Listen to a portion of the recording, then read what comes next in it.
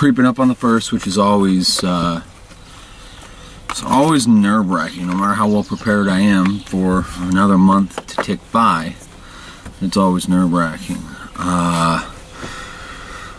Oh, let me see here. I guess we're going to get into today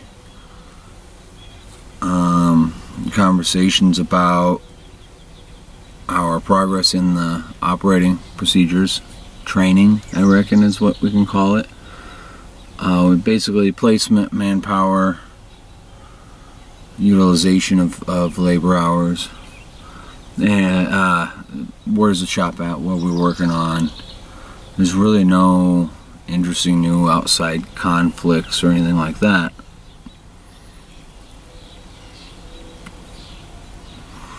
Here's one I've put some thought to. This is kind of my social commentary, if you will.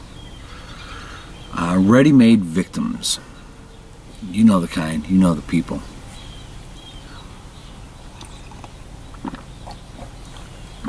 That's an aspect I can't accept. I think the fair share of you folks that do watch faithfully get handed more than your fair share of shit sandwiches. If you didn't, you really wouldn't identify with what I've got going on or what I talk about, so you'd be a little alienated and it wouldn't be interesting and you'd move on.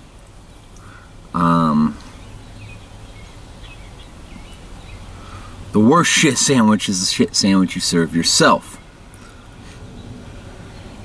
And generally when we put ourselves in those positions, we stack them high with consequences that will go for months, years, sometimes decades.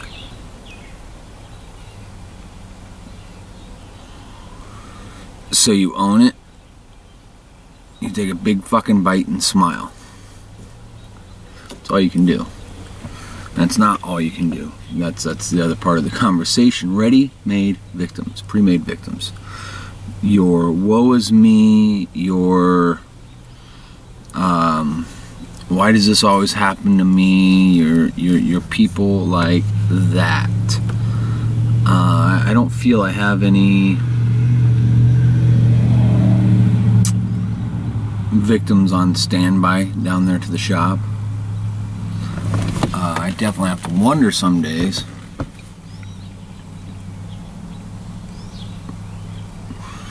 But I see a lot of it in society today. People that can't accept what is or what will, and want to bellyache about how unfair it is. They use words like social justice. Social justice is taken from the guy that worked his ass off or whatnot for what he's got, tear off a chunk and hand it to someone else, in my opinion.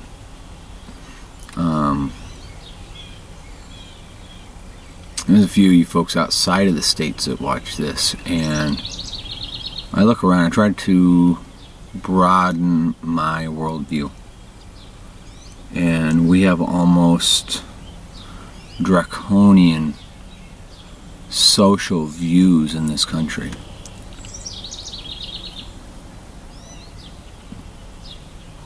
And I don't know exactly where mine align. I'm very conflicted in some of those paths and lines of reason. But I can tell you, the financial landscape, the economic landscape, and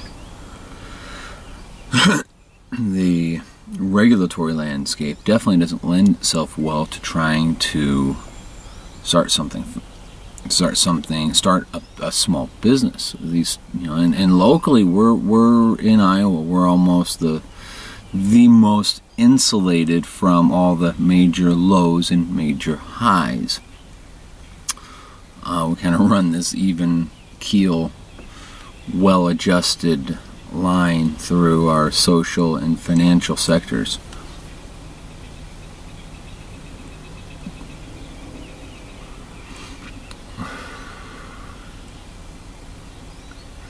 So there's that. At the shop, we've got two guys on a part-time basis, one guy on a full-time basis, and myself.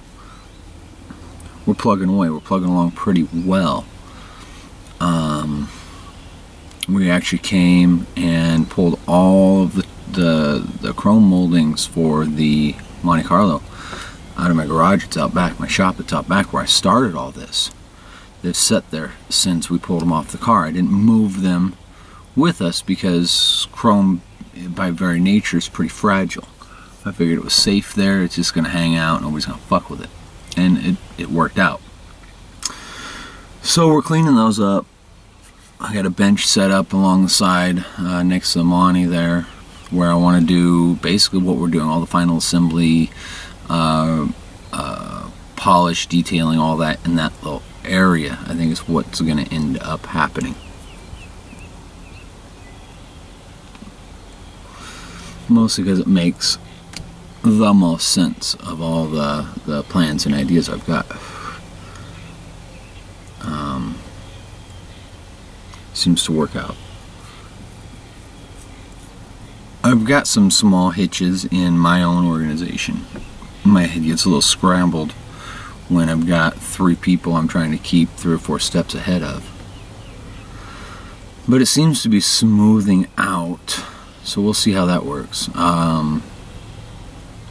It's really it, nothing to tell. We work on getting the interior shop cleaned up, organized, and staged so projects flow more smoothly. Timelines, deadlines, target deadlines. I can't think of a single one we've hit, especially recently. We're just behind on everything.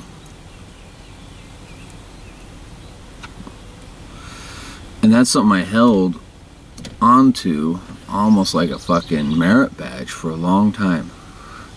We're always slow, we're always behind. Well, if you allow those thought processes, if you allow those concepts into your vocabulary, then it just becomes accepted and acceptable. And for where I'm at right now and where I'm aiming to go, the path I've laid out in front of me and that has been laid out in front of me, that's unacceptable. Unacceptable behavior, unacceptable on all accounts. So what do?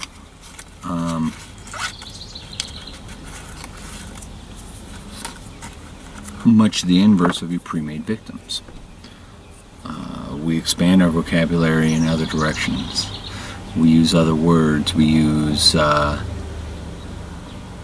when we figure something for work coming in, we actually sit down and look at the calendar instead of shooting out, oh, it'll take me this many days. Look at the calendar and see what we're doing each day. We've worked so far in almost, I guess, hummingbird fashion.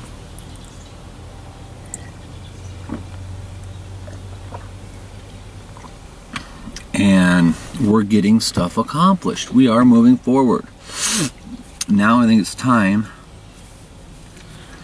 to actually focus and just destroy one objective at a time. Or finish one objective at a time. I think I've got enough labor in there through the course of the day that will focus and eliminate. And that's kind of where I'm at right now. Focus and eliminate. Get those things moving in accord to the direction they need to. First Monte, then this F100, and I got a smattering of small projects that I gotta go. Gotta go. The other one is the always undefinable, will I get my parts in time? I ordered parts over a week ago for a collision job. They showed up. I was caught unawares and wasn't ready for them or whatnot. They showed up Friday. Friday, usually I'll collect all the checks through the week, go cash them, have cash on hand, have, you know, the company credit, all that shit ready to go. Well, he kind of caught me unawares. He took them back for now. However, I needed more parts regardless and ordered those at that time. And so I expect to hear from them Tuesday to go pick up these fucking parts. Whatever.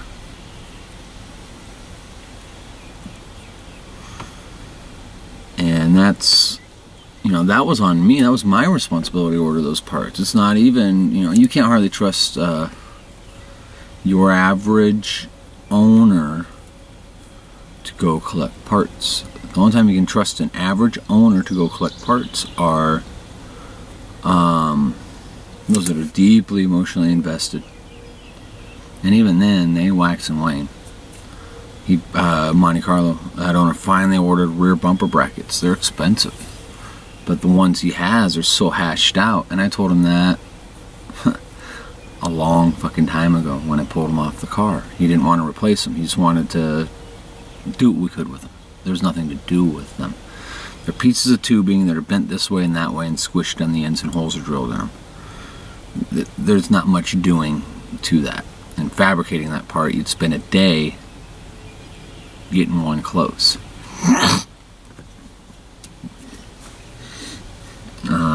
The ones you can most count on are when they've got an investment involved. They're just trying to make a buck. Those are also the ones that are going to leave you with the least amount to work with, budget-wise, time-wise. Don't frown on those jobs. They keep you pushing forward, doing better work faster with fewer means. So that's kind of where I'm at. We are streamlining our system, which is interesting because we've added multiple steps to our system, but it's flowing more smoothly.